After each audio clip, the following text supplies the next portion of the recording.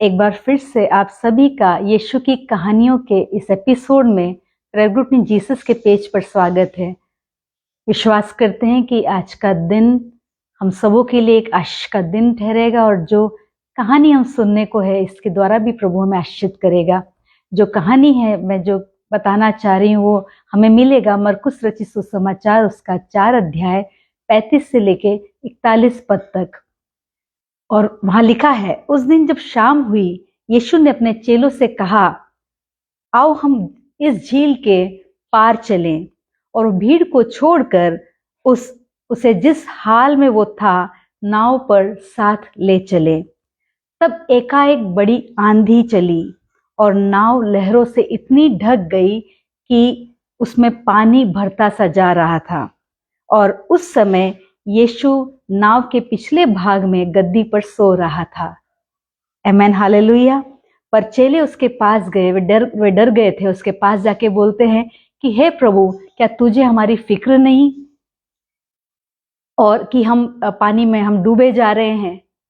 और तब यीशु उठता है और हवा को डांटता है और जो लहरें होती हैं उनसे कहता है कि शांत रहे और थम जा, और वैसा ही हो जाता है। हालेलुया। और उसके बाद फिर चेलों से कहता है कि तुम क्यों डरते हो, क्या अब तक तुम्हें विश्वास नहीं। और फिर से चेले डर जाते हैं और कहते हैं कि कौन है जिसका हुक्म हवा और तूफान भी मानते हैं। हालेलुया। एक बड़ा ही अच्छा और एनकरेजिंग एक कहानी है। यहाँ पर हम देखते हैं कि मुझे जो यहाँ पे टच किया वो ये लाइन था कि जितनी बड़ी आंधी उतना बड़ा वहां पर अमन आ जाता है। जब यीशु अपने शब्दों को कहता है वहां पे एक बड़ा अमन आ जाता है, ऐसे बाइबल में लिखा है। हालेलुया। और हमें इस कहानी से मैं कुछ बात बताना चाहूंगी जो हम सीख सकते हैं। वो है कि जितनी बड़ी आंधी होगी उतना ही बड़ा उसके बाद अमन आएगा। पता है क्यों? परमेश्वर की महिमा के लिए। हालेलुया। क्योंकि जो चेले थे वो सालों से यीशु के साथ रह रहे थे, लेकिन वो ये नहीं जान पाए कि यीशु कौन है और वो क्या अधिकार रखता है। इसी प्रकार से प्रियो, हमारे भी जीवन रूपी नाव में यीशु सवार तो है। हम कई सालों से यीशु को जानते हैं, सुनते हैं, लेकिन हम ये नहीं जान पाते कि उसका अधिकार क्या है। वो वास्तव में है कौन, उसके पास क्या अधिकार है। इवन जो है कि हवा हुई, आंधी हुई, जो भी हम एनवायरनमेंट में देखते हैं, हर बात उसका हुक्म मानती है क्योंकि उसके पास अधिकार है। उस अधिकार में होके जब वो कहता है सबको सुनना होता है। हालेलुया। यीशु अपने अधिकार का वहां इस्तेमाल करता है। प्रियो, हमें भी यीशु ने अपना वारिस बनाया और वही अधिकार दिया है। उसके नाम में सामर्थ है। हम भी अपने अधिकार का इस्तेमाल करके हमारे जो भी आंधी हो, तूफान हो, परिस्थितियों को हम डांट सकते हैं उसके नाम से, और उतना ही बड़ा हम अमन देखेंगे। हालेलुया।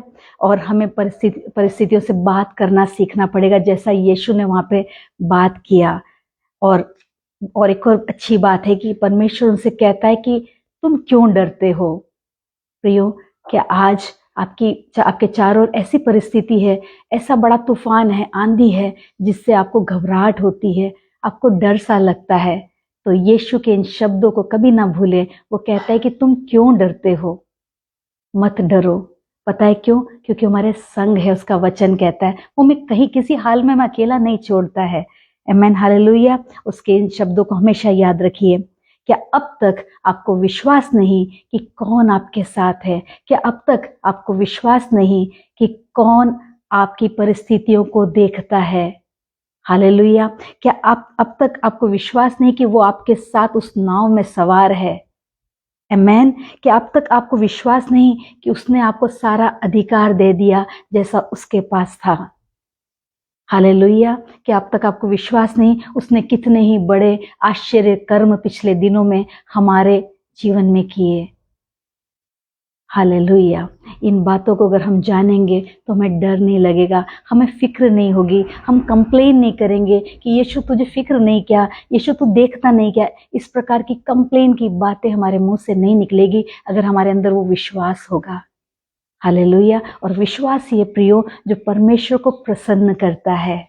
वो हमारे अंदर हमारे विश्वास को कम होता हुआ नहीं देखना चाहता, वरन एक एक दिन वो चाहता है कि हमारा जो विश्वास है उसका स्तर जो है बढ़ता जाए और हम उसके साथ हमारे हर एक चैलेंजेस को खुशी से फेस कर पाए और उसमें भी दृढ़ता के साथ खड़े रहें। आमेन। उसके नाम का इस्तेमाल करें, उसके लहू में अपने आप को हम कवर्ड है। उनको दिख रहा था कि वो लहरें उनको कवर कर रही थी, उनके नाव को, लेकिन ये नहीं देख पाए कि यीशु वहां था। हालेलुया। हम भी कई बार हमारा ध्यान यीशु से हटकर लहरों पे जाता है, लेकिन हमें ये नहीं पता कि हम यीशु के लहू में कवर किए हुए हैं। आमेन। कोई भी तूफान या आंधी हमारी हानि नहीं पहुंचा सकती। हमें थोड़े समय के लिए विचलित कर सकती है, लेकिन हमारा नुकसान नहीं कर सकती, क्योंकि यीशु हमारे साथ है। इस कहानी के द्वारा प्रभु आप सभी को आशीषित करें। आपको ये वीडियो अच्छा लगा तो आप इसे शेयर कर सकते हैं, इस पेज को फॉलो कर सकते हैं। हमारे सारे सेशंस में और सारे डिवोशन, सारी सीरीज में आप बने रह सकते हैं, जुड़ सकते हैं और इस पेज को लाइक कर सकते हैं, अपने प्रियो के साथ बांट सकते हैं। आमेन। प्रभु आप सभी को बहुत आयत से बरकत दे।